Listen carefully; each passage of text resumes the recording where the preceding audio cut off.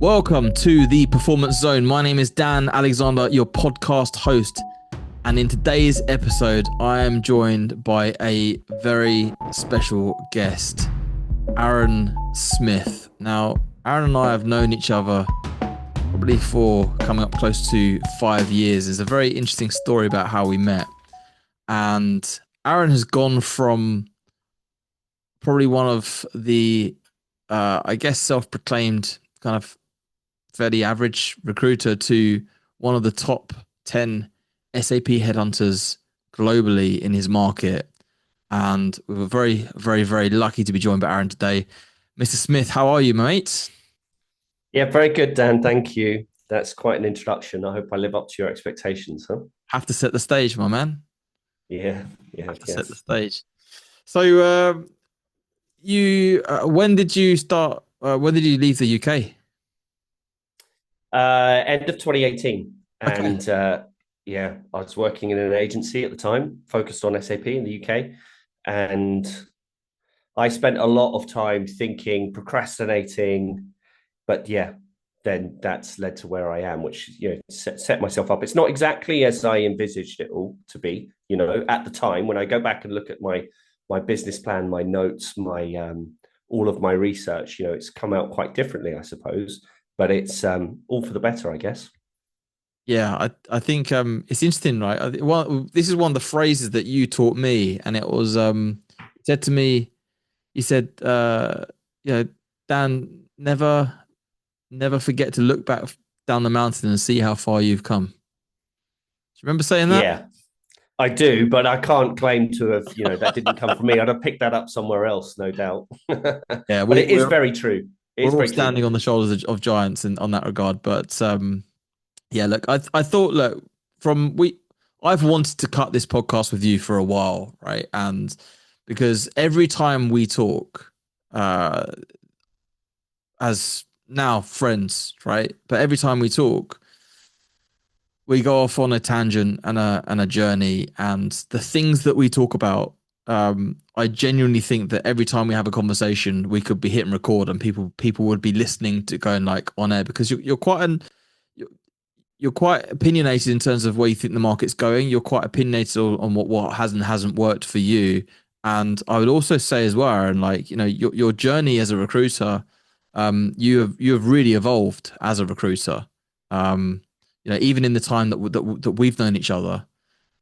So I probably haven't really met many people that put the emphasis on self development like you do, and you really invest in yourself, both in terms of financially, but also time to get better. Like where does that come from? So it's interesting that you say that and that you observe that. And sometimes I think that's a wonderful trait. And other times I think, gosh, reading all of these books or consuming all of this content, it's it's overwhelming sometimes, Mm. yeah, and yet sometimes you just feel like you know nothing. And half the time it's trying to decide between what to absorb and what to not absorb, essentially, what to focus on. But I think primarily the primary driver for me is essentially being a solo operator. And at times that's lonely. That's you don't have people to bounce off. You don't have colleagues to compete against necessarily. Mm. So at that time, kind of starting out, if you like, you've got these options, and I think most people fall into this where they decide to go into business with a partner, which I think is a great thing. And in many ways, that would have really pushed me. I wonder where I'd be if I'd been involved with somebody else. But when you don't have that, you don't have that other person. I think you can almost sort of buy that other person in, whether that's through coaching or your own, self development, if you like, whether you're joining, recruitment coaching groups or communities, to seek that support, to seek that element of competition, and to find out what other people are doing, because you can be very siloed, very isolated if you're not careful. Fall into bad habits would be the way to describe it, I suppose. I think you're so so spot on that point, and I mean, you obviously know my journey personally very well, and I think that recruitment, it can be lonely, right? Even sometimes what I do, I'm a solo operator right now, right? Obviously, I've got business partners on the Orca side of things, and I've got my clients, but really, I am um also I answer to myself in my business, and but obviously the journey with with the agency piece, where that was with a partner, and it was really fun having someone to spar with day to day, like all day every day, and to keep and hold you accountable. But you're absolutely right. Is that worth giving away 50% of the equity in your business to have that with someone that you might end up then carrying? It might be the most expensive thing you ever do is having that person in your business, you know? So I think the whole outsourcing, buying that person in is a really, and you must talk to a lot of other agency owners that think in the same way that you do, right? That you've met through like peer groups and different coaching groups and whatnot.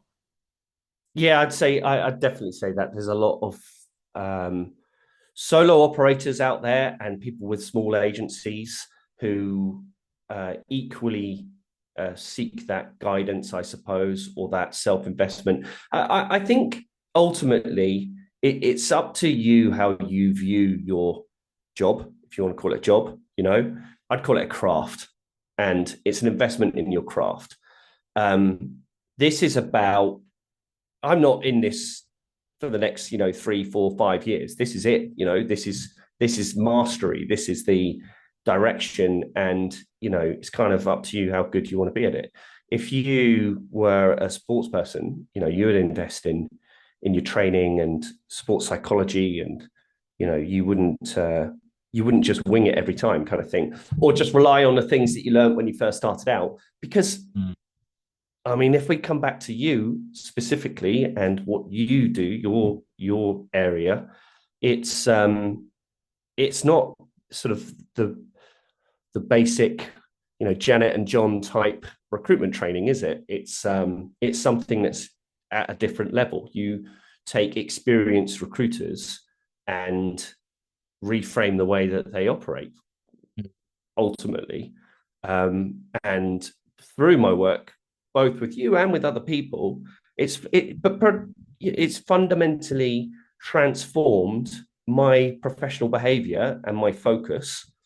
And the byproduct of that is the results. Mm. But yeah, we can go more into specific areas, but I'm keen to, I think what's interesting, right, with your journey, because I remember it, and I remember one of our first conversations that we had, and where you were describing kind of kind of the the way that you, I guess, the way that you identified with yourself, and you were articulating that, and again, the words that you used to me, it stood out, and I think I told you off for this back in the day. The words you said were like, I'm fairly average by industry standards. I think pretty much verbatim, and it felt to me like it was almost like a self-fulfilling prophecy for you, because that's what you believed back in the time. I don't think you would I would not call you an average recruiter now at all. And I actually wouldn't have called you an average recruiter back then as well. So I think you're very self-critical on yourself, Aaron, because but I would say that, and now, like, the work and the assignments that you're doing now are literally top of the tree when it comes to SAP projects, which is a competitive space, and the firms that you're retained with are phenomenal, right? Um, what what what do you know now that you wish you'd known, or what are the main lessons that you would say that have taken you from the way that you saw yourself back then to who you've become and who you're living as today? What are the main things? so I think this is a lot to do with self-image.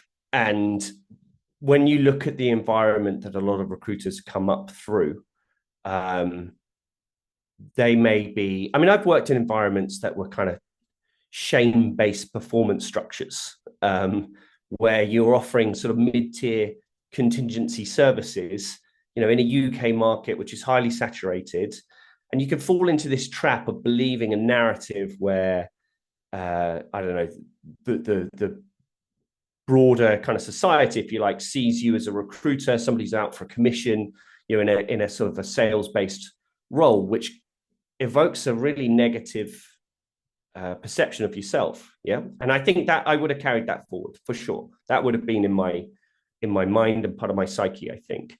And I think you meet a lot of people, including candidates, and they're often the worst ones who have worked in recruitment, and they tell you, you know, how they used to do your job and they know your job and this type of comment.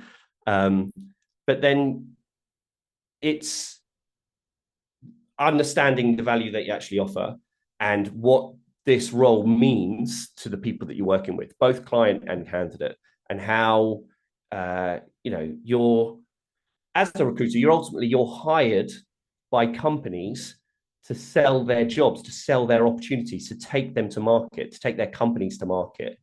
Um, and invariably, they would have attempted to have done it themselves, but they weren't able to, or it wasn't successful for whatever reason. And they're Mm. seeking a external specialist to bring to solve that critical business problem.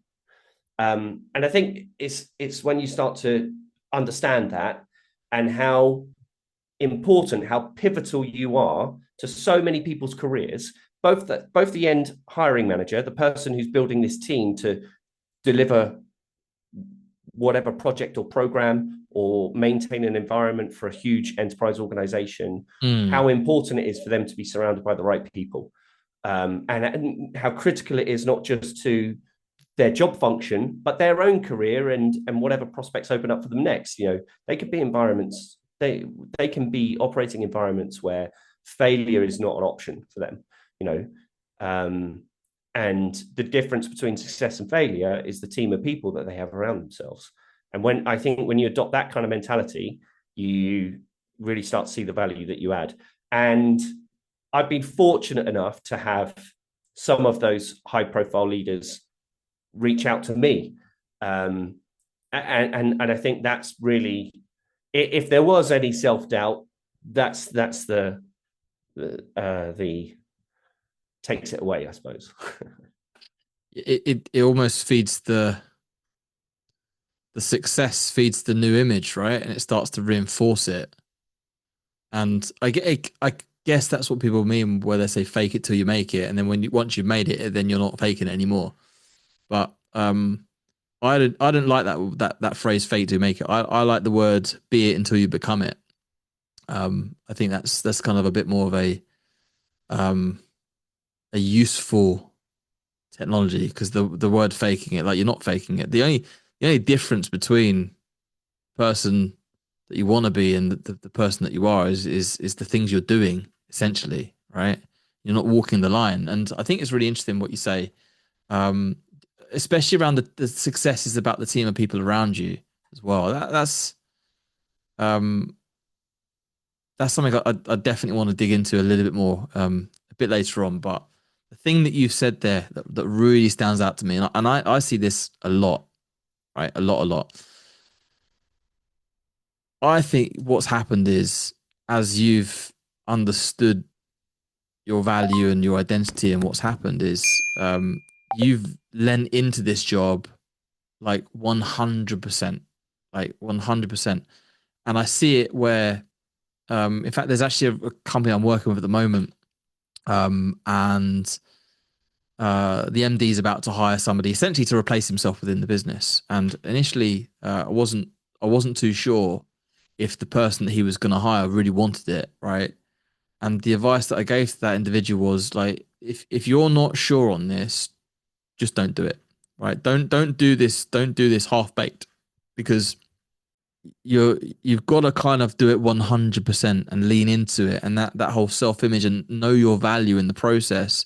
And it's really interesting that because I again maybe this is I feel like kind of talking to a student who's become a master, like, and you're very knowledgeable in your own right here, Aaron, and that whole identity piece is probably 95% of the equation.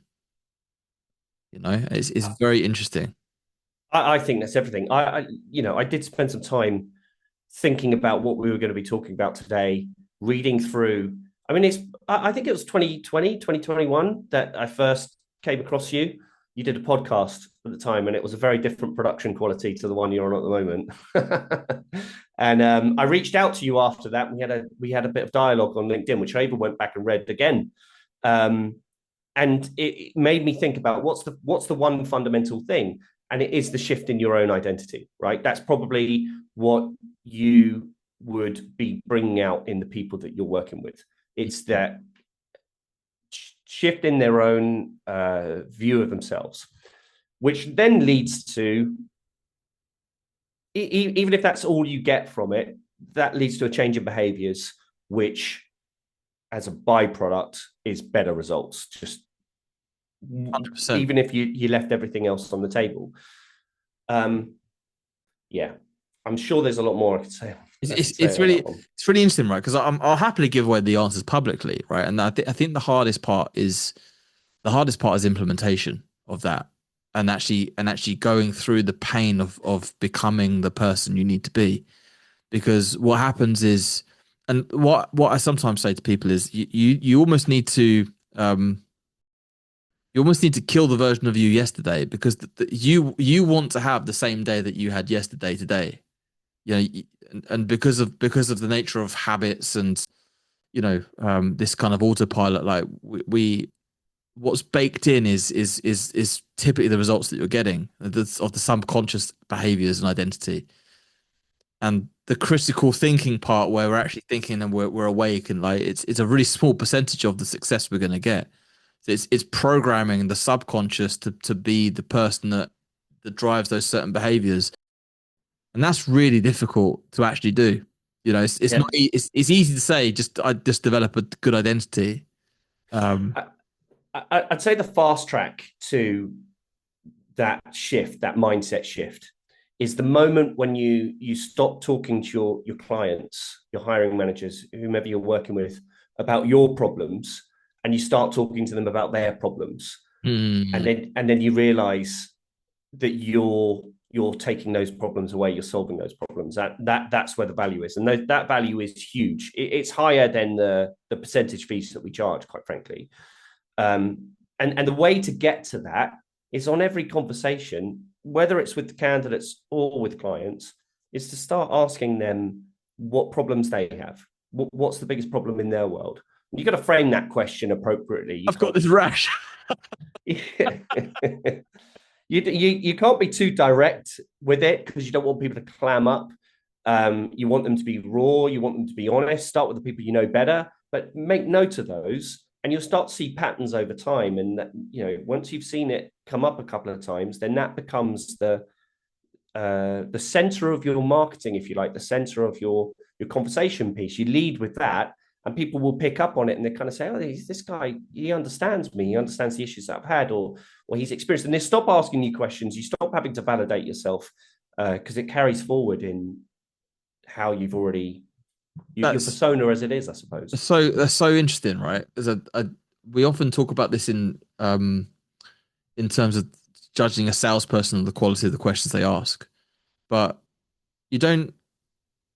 When you go to a doctor's office, he hasn't got to sell you um you know on his knowledge of the body, you know um and he doesn't try and prove himself. What he tries to do is straight the first thing is to try and diagnose.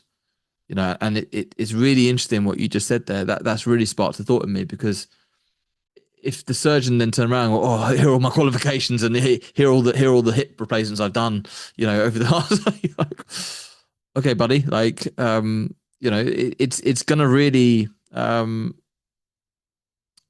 it's almost gonna do the opposite, trying to convince them. But in terms of the questions that you're asking, why have you experienced the pain or whatever, and it's the same thing, and obviously in what you're doing, very interesting. I think as a lead on to that, you're almost trading in information. Mm, As a recruiter, you're in a fairly unique position where you cut through the market. You talk to multiple companies, you talk to multiple people within the space, and you almost become the center point. You become someone who is picking up sound bites, bits of information here and there, but they all come together over time to tell a story. And then, you're either choosing to share that story with key individuals in your space or not. And that's also very powerful, particularly to the senior leaders that you're working with, who are sometimes have tunnel vision. They'll have blinkers on, and they're not able to no, they don't know what's going on in other organizations, and that's why they go out and they pay the big bucks to McKinsey and Deloitte and whomever else, for those types of insights. If you're able to provide them, and you're so right, because what you said earlier around it's worth more than the fee we charge. I think that's why we can get away with charging what we charge in the industry, is because of the value in what you do, right? And that those insights, if you're able to feed the hiring managers with those insights, essentially the value is actually we don't need to go to those big consultancies because I'm getting what I need. I'm getting my intel from Initiate and from Aaron, and I guess it's the difference between being. I wouldn't say that you've got a niche. I would say that you are a specialist, right? And I think that you truly are immersed in your world. And I think to give you credit where credit's due, not everybody has that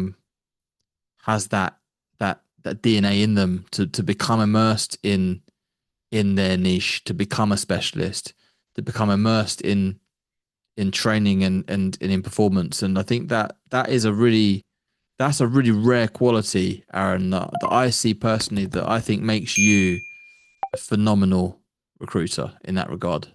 You know, fundamentally, you're operating as a middleman. And I don't think that has ever changed. And you're not going to replace those large advisory firms in any way, but you are somebody who is having the right conversations with the right people across a peer, which is very senior, where you're able to then make introductions, whether they're for recruitment placements or not. And that's where the value add is, I think. And you become seen as the connector with you in your industry, and the fact that you're associated with those other individuals, your reputation is carried forward. Need a moment to catch your breath? Ready to go from good to unstoppable? At Bamboo Performance, our one-on-one coaching, exclusive live events, and dynamic online recruitment training platform help recruiters smash every target every time. Visit our website now and discover your highest potential. Let's get back to the show. You said about the strength of the people, like you're already as good as the people that you have around you, right? And that's true for the clients in terms of how good the recruiters are around them. What are the most important relationships you think as a solo operator that help drive your business forward? The most important relationships, I think it all comes back to candidates, and I think it always has. I think if you have the right candidates, they open the doors for you, and I'm going to give you an example this year, which is lovely. A lady reached out to me over LinkedIn. She'd seen a post or something, I'm not sure, but she's somebody that I had worked with 3 or 4 years ago and had risen in her career. She's a VP for a consulting firm and invited me in to recruit. And that was incredibly rewarding, because she was somebody, I didn't even place her, but she was somebody that had a good experience working with me. So I think it's always been about the candidates, because the candidates bring you the clients. If you got everybody's fishing in the same pool, but not everybody's got the same relationships or the ability to connect with people. It's such a wonderful thing. One of the things that gives me the most amount of pleasure, one of the things I appreciate the most, is when a candidate turns around to you and says, I never engage with recruiters. I get reached out to all the time, but there's something about you that just made me want to have this conversation. That I find that incredibly rewarding. I had one guy said that.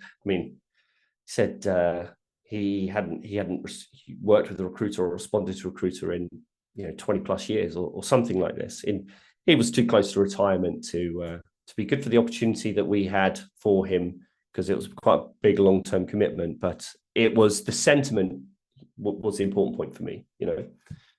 What was the maybe it's a very specific example to ask, but like, what was it that you think made him go this one? I know exactly what it was, but I'm not sure that I would really want to give it away on I this don't platform. keep your sources. No, but it's how you frame your approach and how you allow the recipient to interpret what you're reaching out to them with. So using certain types of language that's slightly open-ended at the end, that allows the other person to interpret what they want to interpret from. The objective here, well, if we're talking about resourcing, if we're talking about search, the objective is to get the best people into a conversation. You want to, looking at their profile online is not going to help anyone. Exchanging instant messages over LinkedIn or back and forth over email, it's getting that person on the telephone that's where the magic happens. That's where you're able to assess whether or not they are actually the person that you're looking for, and understand more about their position, what their challenges are in their current role. The push factor, what's pushing them out. What pushed them to have that conversation with you. So it's not, as much as I love to think it's all about my approach, it's not just that, or it's not probably not even that. It's there's something that they don't like about their current role, or more than likely, and it's a ambition that they have. It's an aspiration. It's something that they want, some sort of career progression or change in their own personal circumstances that's led them to need to find a new role. Yeah, I lost the original point there, Dan. Sorry, I I think got I carried know away. the subject line that you used. Go for it. I don't know. I've got your dog. And a great role. Yeah. Yeah, it's interesting, right? What you say, because um the letting them fill in the gaps, the language is key, because that really is your IP, right? You've obviously found the winning combination of words in a specific order that elicits a certain reaction of, oh, okay, I want more. But I also think as well, it's not just, and in fairness, actually, again, this is another sort of, just to kind of um autopsy diagnose your profile and your LinkedIn persona. Like you do good things, right? So like your branding is good. Your market reports, you probably got, how many people downloaded that or asked for that report, or impressions did you get on that That's post? probably something I should know. But yeah, I did produce a salary survey at one point. That's something Yeah. that I'd like to continue doing. It's a concerted effort to do that kind of stuff. And that's a big tussle for me. And that's one of the toughest things I think about being small, is being able to juggle everything. I think it's hard enough running a 360 desk. I think everyone will acknowledge that. And then to add in all of those kind of marketing activities as well is a challenge. And it's something that I know I should be doing more of, to be quite honest with you.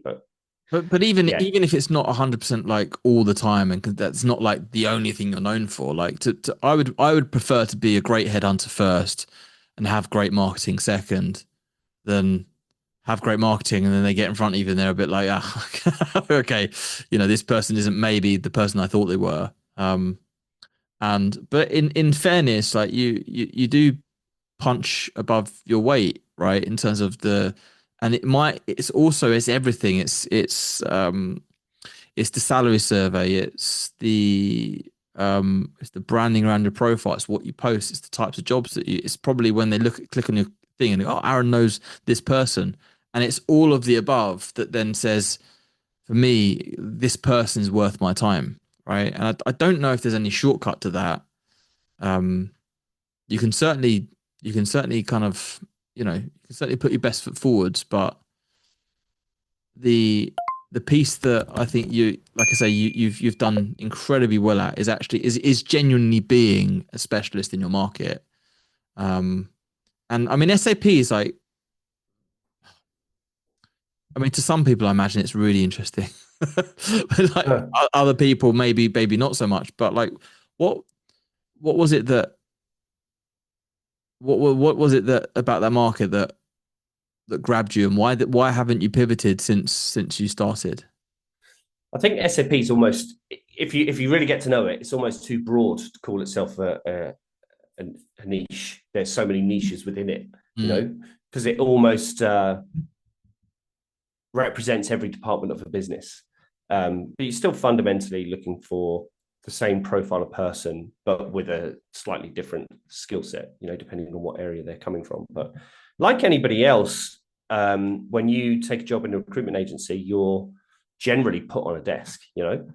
Um, but I think there's something important career wise, which is about ultimately it's about mastery. You know, it's building out your knowledge, your own personal knowledge about your industry, as well as your network within your industry, because that gives you a lot of confidence to go into conversations and to have some baseline understanding or previous experience working similar types of roles.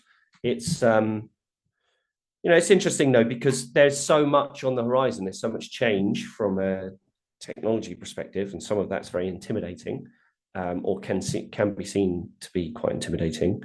That you do wonder what it's going to look like down the line. But it's a good space to be in at the moment. I do wonder. I do wonder, like anybody else, but you just got to roll with it and respond. There'll always be uh, roles. There'll always be space for good recruiters. I think that's always been the case. do you see we've sparred on this next point a bit, right? And I think I probably haven't elicited your full answer on it. And I remember that, like, let's talk about the big AI, right? Mm. And the future. And I remember, I think it was a Saturday where I think I called you in a panic or you called me in a panic, and we were like probably like, okay, what's going on? And we went down this entire rabbit hole. And I'd say that you've probably done more research on that point than I have. So I still think that who was the name of the guy you gave me yesterday? What was the name of the guy? David Deutsch, David Deutsch. Okay, cool. the physicist. I'm still yet to research some of his bits, right? So I think you're a few paces ahead of me on this point, but I do see AI as a huge. Uh, I think it's terrifying, right? That's kind of my approach in it. But you said something yesterday where you said you didn't think it was the biggest. You didn't think it was the biggest uh, danger or threat to recruitment. And I just wanted to kind of pick your brains on that a bit more. Like, what did you mean on that? I think it's really important for your own sanity to not get so wrapped up in worrying about what's next with AI. Because when you think about all the other existential, like seismic changes that have happened, the recruitment industry has always continued. It's always been there. It's changed fundamentally, but it's not suddenly gone away. Mm, Or I don't know the stats. I don't look into the stats. It's not that interesting to me, but I'm sure the market will have grown over all of those years. You know, the amount of placements and fees and those kind of things. But yeah, you're absolutely right. I do not think that AI is the biggest threat to the industry, and maybe I'll get proved completely wrong on that point. I think the biggest threat to the industry is exactly the same threat that it always has been, and that's employers essentially getting better at hiring or getting their act together, whichever way you want to see it. So, you know, if employers focus more on their employer brand, if mm, they focus more on their candidate experience, if they focus more on their employee experience, I don't think they'd have the need for recruiters, or certainly not at the scale that we see it at the moment, because you're creating a company where people are very happy working there. They want to work there and they want to invite their friends into that environment. And if you, some people might call that a referral scheme. I think the referral scheme sits on top of all of that. But it's very easy to sit here and say that. Mm. Implementing that candidate experience, that employee experience is it's a massive behavioral change. It's a massive cultural shift for organizations. And they take time. You know, you see it in SAP implementations. One of the biggest one of the most interesting areas I always think is change management, and it's something that's always overlooked. Well, this is sort of behavioral or cultural change. And invariably, because it takes time to implement that, something will happen somewhere along the lines that will trigger a bunch of layoffs and that culture walks out the door, or it will trigger a bunch of new hiring, which then dilutes that culture that's been created. I think that's the biggest threat, and it always has been. I think focusing or worrying too much about AI isn't going to be helpful.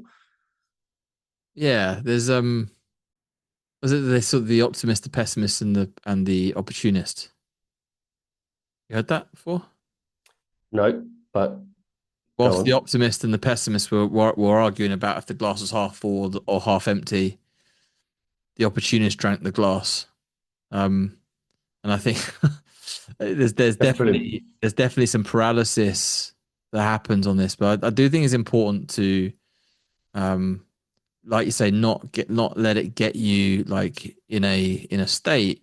Um, but I also think having hedges and adapting, I think, is the key piece.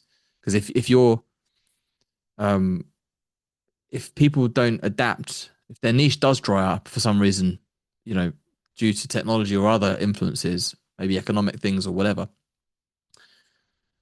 and they don't adapt, then essentially they're choosing failure, right? Because they've chosen to stay in what they're doing, and not doing anything is also a choice as well. So I definitely think that being able to adapt and being able to pivot and to go with the ebbs and flows of industry and to understand where are the pockets, where's it hot, where's it not hot, where's hiring, having the data and the insights to be able to make decisions is probably people are so wrapped up in what's six inches in front of them that they're not looking beyond and haven't got that vision in terms to lead their company, be it one man or a thousand, right, into the future. And I think that the interesting thing about being a solo operator is that you can pivot quickly and you haven't got to ask anybody's permission. You can do what you want. I think that is very freeing, you know. Yeah, it's a double-edged sword, but yeah, it is freeing for sure. It's where do you think that comes from then? When you talk about knowing what's hot and where to pivot and those sorts of things, how do you think you get that information? Um, that's a good question. I mean, it's got to be conversations, right? Yeah, It's got to be talking. Goes back to the candidate piece. The candidates of the market talking to the market.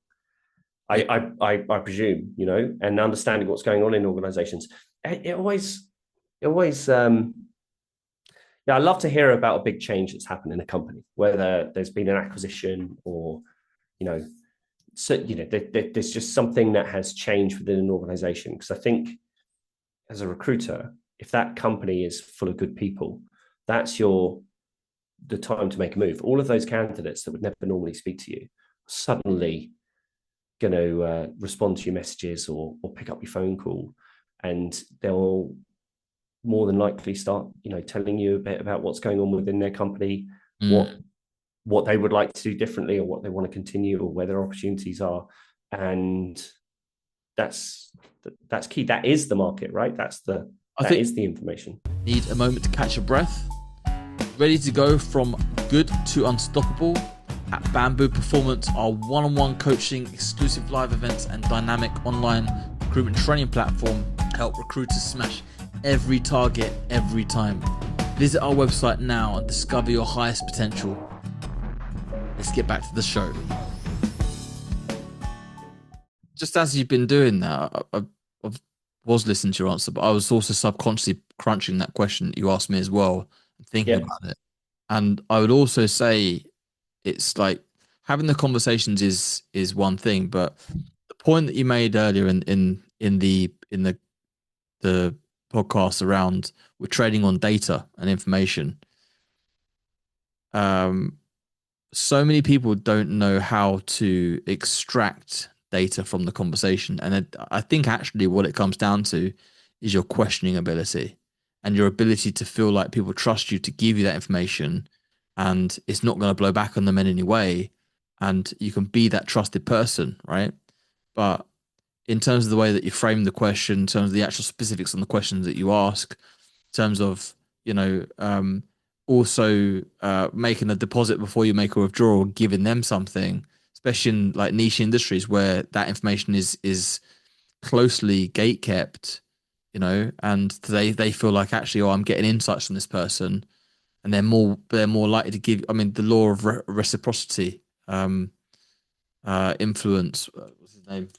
Um, Caldini, Robert Caldini. Um, if I give you something, I'm much more likely to get something in return, right? And where those people have got that data, and I also think as well, like one of the things that really sets people apart is actual FaceTime with um with the person that they're talking to, right? Actual FaceTime, and you know the fact that you make an effort to be there and be in front of that person goes so long in a way that it's easy to in a world that's easy just to jump on a Zoom or a FaceTime or whatever. You're right, it's those conversations. And in a world where people aren't picking up the phone as much, how much of what you're doing is kind of like is outbound versus inbound versus like traditional what's working at the moment for you? So that's a very good point. If I think about this year, if I look at my desk this year, I'd say the majority of the billing revenue, the billings have come from inbound clients, which is not a good thing, really. I should have a decent amount of outbound on top of I that. think But people only outbound can because they haven't got it coming inbound. But that's a sign of the maturing of your business. well, okay, yeah. Well, I still think I should address that Congratulations, for next made year. Have that graft in there. But the candidates piece is an outbound piece always. I've never worked. I've never sort of been placing adverts or referrals. I don't know if you recall if you would call referrals inbound, but yeah, the candidate piece for me has always been outbound, and I've always felt that's what the clients pay you for because you take their opportunity to the market. I remember being the client meant this in a nice complimentary way, but I remember him telling me he thought I was great because I kept lists. And I interpreted that in a certain manner to think that he felt that I just kept these great lists and just, plucked a few people out of them. But the money's in the list for sure. The money is in the list, but it's your ability to extract the people from it. And that's not just picking names. Like I said Mm. earlier, looking at somebody online or reading their resume, it's building trust. And that trust comes through knowledge initially, at least, being seen as an expert and somebody worthy of speaking to from the candidate's perspective. And then I think it's your skill and ability in that conversation to build rapport, to continue that trust, and to have people open up a bit, and to see you as their champion, which you truly, truly are in a properly run recruitment process. You are absolutely the candidate's champion because you are negotiating on their behalf. It's not about getting people to do things that they don't want to do. I think the more you learn, the more skill that you have, you understand how to filter people out and Mm. to see those red flags earlier on. So you're not essentially wasting everybody's time with people who aren't right for a role. You're finding the people who are right and making sure you get the best deal for them as much as you're getting the best deal for the hiring company. You said about building rapport there. What's your best tip to build rapport quickly with someone that you have never spoken to or met before? I would. Is it? I don't know. I don't know. I don't think about, am I in rapport? Am I building rapport? Yeah, Is this actually not a what conscious rapport is? I process. think you just yeah, I wouldn't call it conscious process at all. I would say that it's some sort of shared energy. Is the uh, report? I I'd like to think that it's expected. It's a given. You know, you get onto a call or go into a meeting with somebody, and you go in as equals, I suppose, to begin with. And I suppose in many respects that is rapport, right? Um, yeah, I'm not sure how to answer the question. No, it's great. I think what I would say is one of the things that always stands out to me is kind of like almost a shift. What I noticed personally, and it's a lot of advice that I typically give people, is the more genuine, like, and authentic you are, right, in terms of who you are, um, and the less you start to care about what the other person thinks, typically, um, the more they realize that what they're getting is the real thing, right? And the less professional typically I am with people, the more I feel like rapport builds quickly. And I mean, even just in this conversation, right? Some of the jokes, I think it's having that human side as well, where you go, right, okay, this person, yeah, clearly they know their stuff about SAP or pharmacists or hedge funds or whatever it is you recruit, right? IT professionals. Um, but that's not the sole factor in terms of if they're going to use you. Like it's also, do they like you, um and the projection of people always wanting to ace the test, right? Not wanting to make a mistake means that like the approach is can sometimes be wooden. And the thing that I've heard, I've had the pleasure of working with you. I've heard some of your calls, and your ability to build rapport quickly, um, and to assume they like you is world class, because that's also one of the tricks and one of the shortcuts is this, to just assume the person already likes you and you're already in rapport. It's so much easier. And I was just curious if it was a conscious process, or if you consciously worked on it, or if it's just something that's naturally happened for you. I think in many respects, a lot of the calls will follow a similar sort of pattern. You know Mm. that you're going invariably you're going into your calls with some form of objective or something you want to achieve, right? Whether you're trying to assess whether somebody's the right person for a role, or and whether their circumstances kind of marry up with what the client's looking for, and whether it meets their own aspirations, you know. And then on the client side, it's you're almost trying to assess. A lot of the time, I think you're trying to assess whether or not their role's real and whether it's worth, because you've only got a certain amount of time, you know. Mm. And I think that's huge, because that is the trouble with recruitment a lot of the time, depending on how you operate. I got to a point where I started charging engagement fees up front, because it was a bulletproof show of commitment, Yeah, non-refundable engagement fee, and that would sort of determine whether or not the company's serious about hiring. it's a And great filter. yeah, It's, yeah, and by design, like, they're not going to pay it if they're not serious. It's not real. yeah. Um, so Aaron, a couple of questions for you, right? What in your world, like in the SAP world, like what would you say are the main big things that you're seeing in the market that are happening like right now? So there's a lot of transformation going on in SAP in particular. Anyone that knows that market, they are their older version or their current version of their software is being shelved and no longer supported. So clients are either forced to retire that platform and move to a completely different provider, or upgrade to whatever the latest software version is from SAP, which triggers a lot of transformation and change. So that's that's probably the biggest thing. But you know, they'll always, even when that's finished, there'll always be demand. There'll always be projects. There'll always be change that's happening in any market, I think. And the fundamental drivers that make people hire are always going to be there.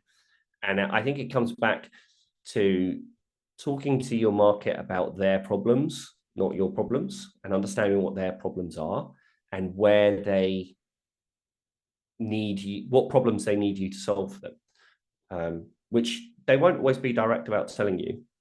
I think it's a skill in questioning that gets to the real problem. Mm. And invariably, if you wanted a generic version of that, it's that business leader, that hiring lead, that hiring manager is in a position where they are no longer just responsible for themselves. They have a calling, they have a project, they have a purpose that they have to fulfill, and they have to do that with the team. And if they're to be successful, they have to surround themselves with the right people. And if you're the person that surrounds them with the right people, then you're the most important person in the world. I mean, if a company is a group of people that are brought together to serve a certain purpose, whether it's like making Coca-Cola or manufacturing cars or whatever it's going to be, I'm going to have a mind blank here, Dan. I'm sorry.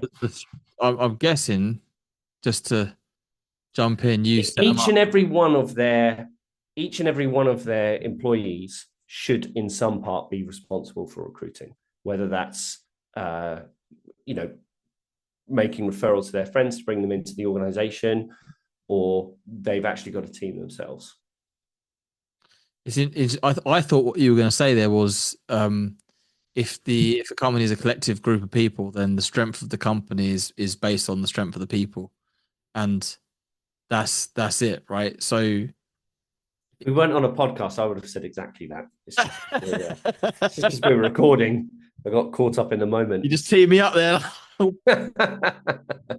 um, so it's an absolute it's an absolute pleasure to do this with you, mate, and the insights that you've given. What I love about our conversations is that you've got a way of articulating certain principles and certain things that you've learned over the years, and you are a really clear communicator.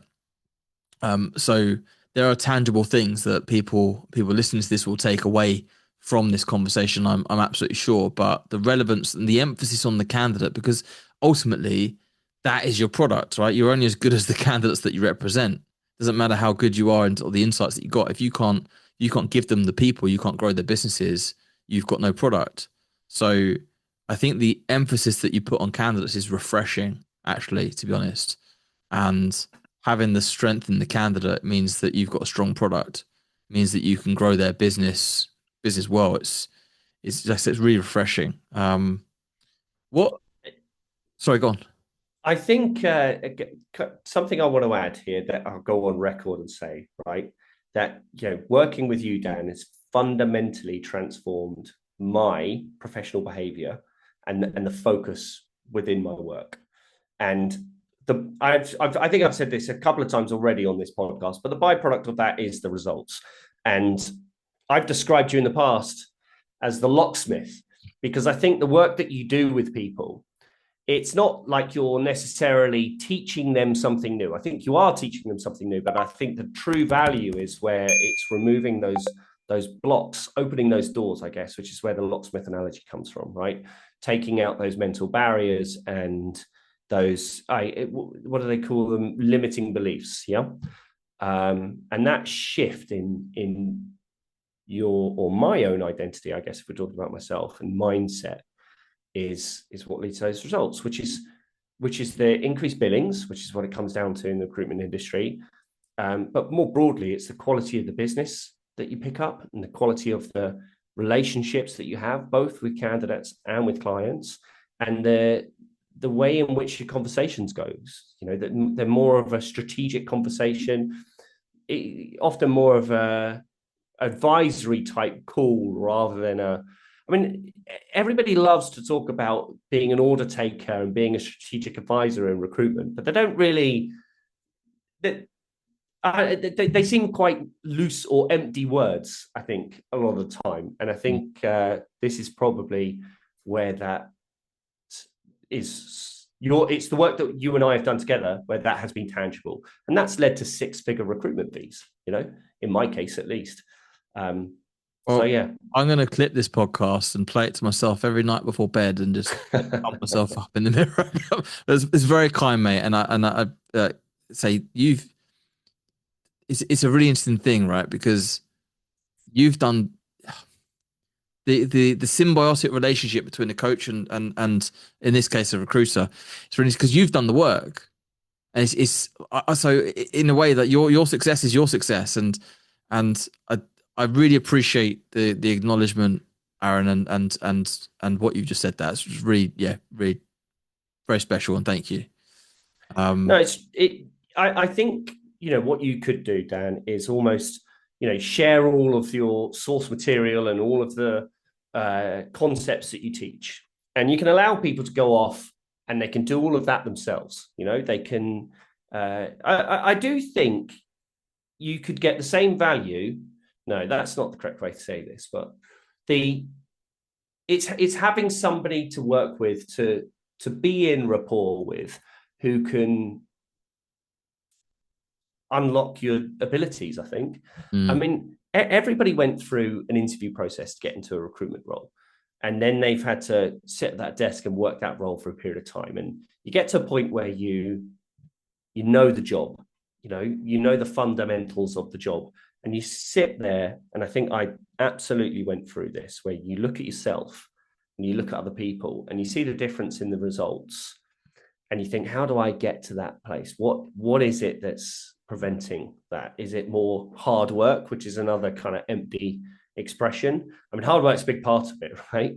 You need that effort, but yeah, channeling it in the right way, and yeah, just understanding the value that you're adding, and mm. then not underselling yourself, really.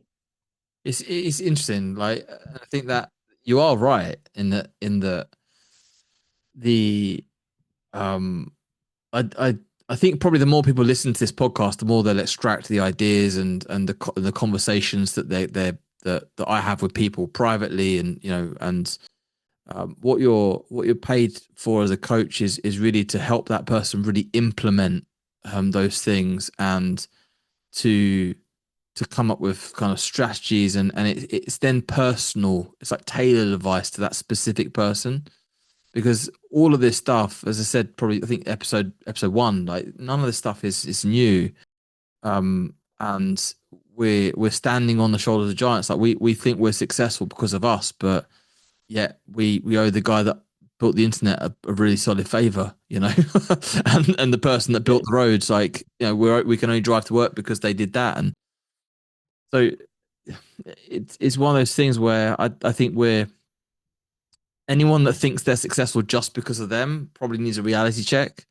But also it is also the work that you're doing, and that, you're absolutely right. It's those behaviors, it's the language and the behaviors. And the great thing is, Aaron, like from your perspective, um even a recruiter that was doing well when I first met you, to now, like you've been coachable and you've implemented, and you've trusted in your gut, and that I'm actually going to apply this, and that sets you apart. Because otherwise, if you spend like thousands of hours doing training, right, and you make no changes, you've what it's probably more entertainment than anything, right? Whereas I know you've tried, I know you've applied, I know you've gone, and maybe not everything you've ever learned or listened to, but um, you'll make your own decisions, right? And live and die by your own rules. And I think that's a very, to be living in your neck of the woods, recruiting in your market,